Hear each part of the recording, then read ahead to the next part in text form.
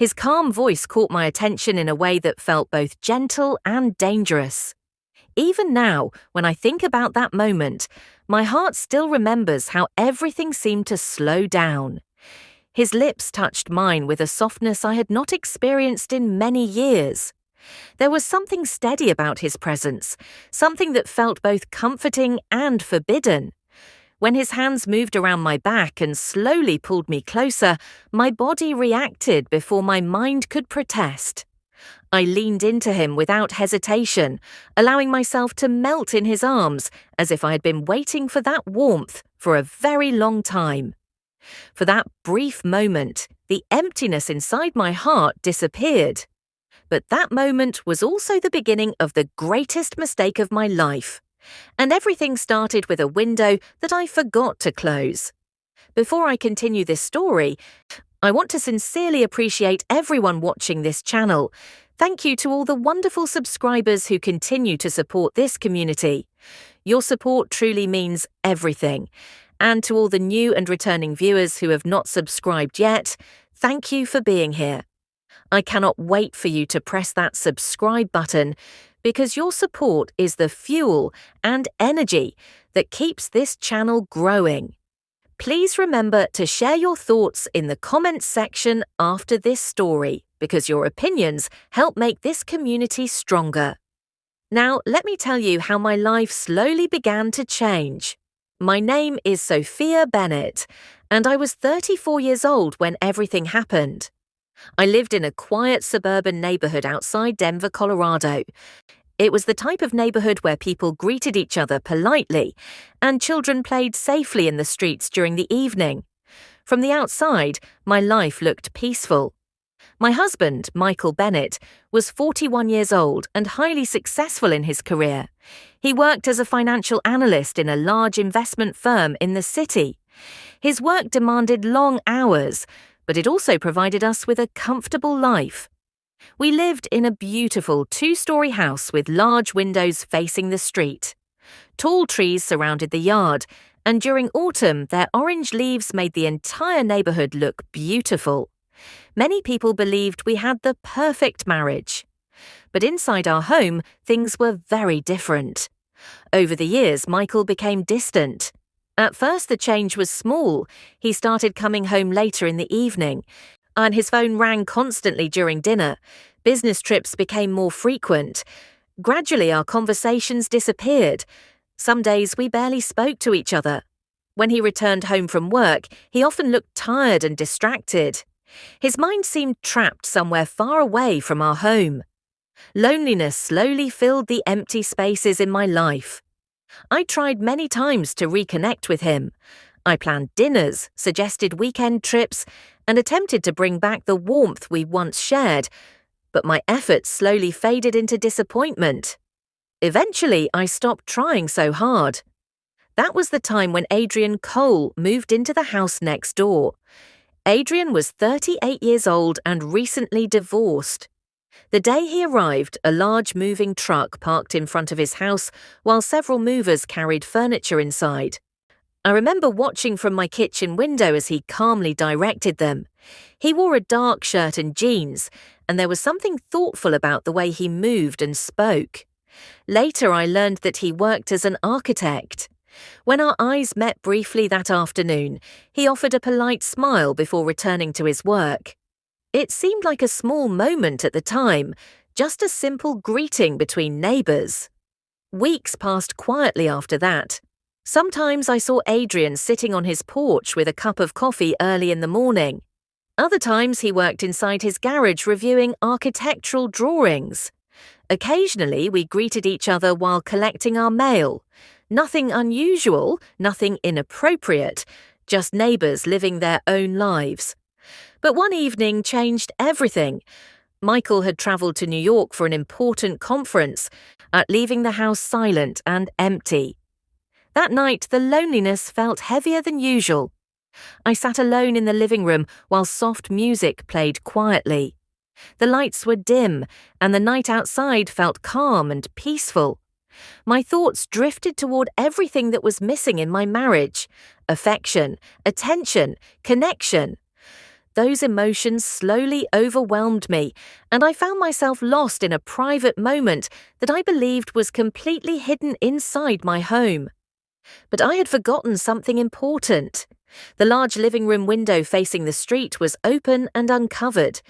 I only realized this when I noticed movement outside. My heart stopped for a moment. I looked toward the window and froze. Standing near his driveway across the street was Adrian Cole. For several long seconds, neither of us moved. Embarrassment rushed through my entire body as I quickly pulled away and closed the curtains.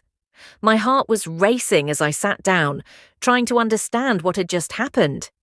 The next morning, I hoped the moment would disappear like an awkward misunderstanding. But fate had other plans. Because later that afternoon, when I stepped outside to collect the mail, Adrian was standing in his driveway. And this time there was no window between us. The moment I saw Adrian standing in his driveway that afternoon, my heart began to beat faster than usual. The memory of the previous night rushed back into my mind with uncomfortable clarity. I wanted to turn around and walk back into my house, but doing that would have made the situation even more awkward. So I continued walking toward the mailbox, trying to appear calm even though my thoughts were racing. The quiet street suddenly felt much smaller than it had ever felt before. As I reached the mailbox and pulled out a few envelopes, I could feel Adrian's presence nearby.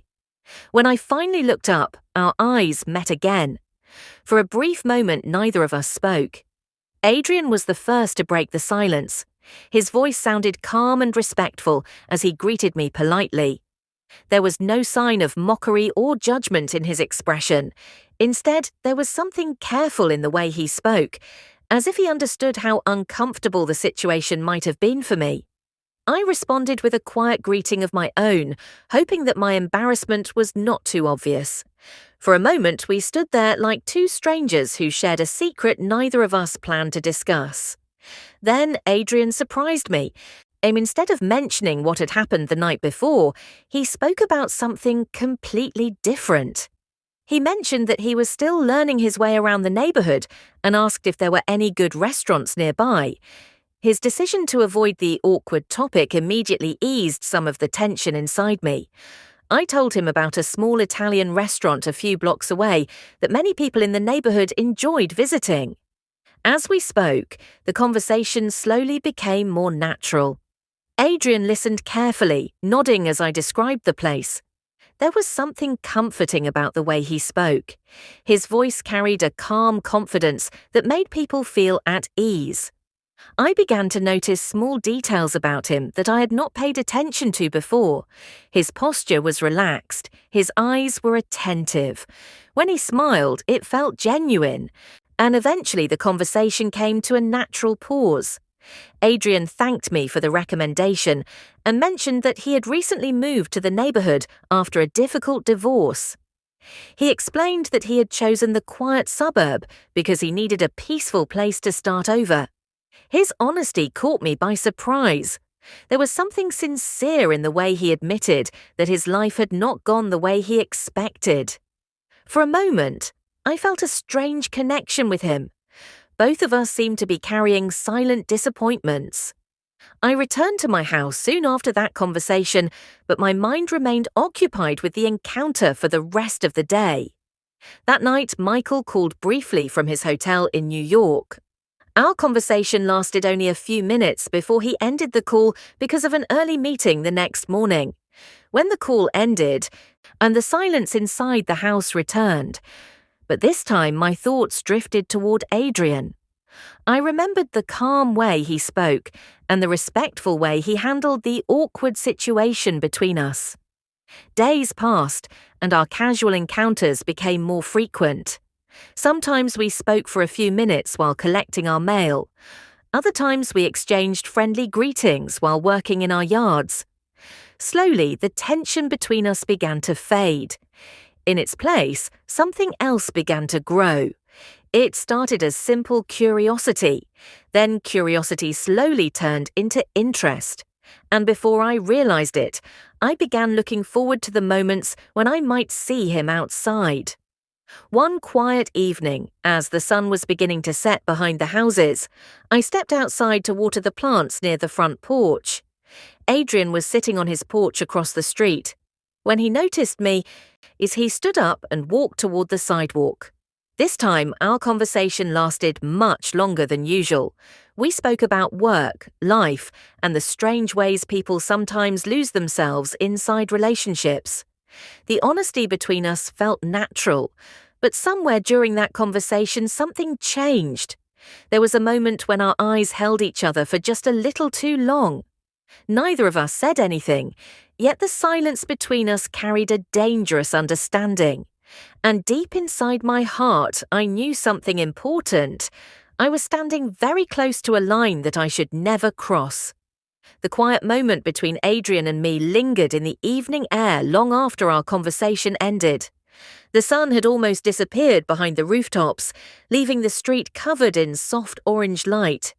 Everything around us felt calm, but inside my chest my heart felt restless. I could sense that something between us had shifted. For weeks we had spoken like friendly neighbours, carefully avoiding the tension created by that first awkward night. But now the distance between us felt smaller. Our conversations had become more personal. We spoke about disappointment, loneliness, and the strange ways life sometimes leads people into situations they never planned. That evening our eyes met again, and the silence between us felt heavier than before. Adrian finally spoke in a quiet voice. He admitted that he admired my strength and kindness. He said that from the moment he moved into the neighborhood, he noticed how polite and thoughtful I was with everyone around me. His words were simple, but they reached a place inside me that had felt empty for a very long time. If for years I had been living beside a man who barely noticed me anymore, hearing someone express genuine appreciation felt powerful and dangerous at the same time. I tried to remind myself that I was married. I tried to remind myself that crossing that line could destroy everything, but emotions do not always listen to reason. Adrian stepped a little closer, stopping just a few feet away from me.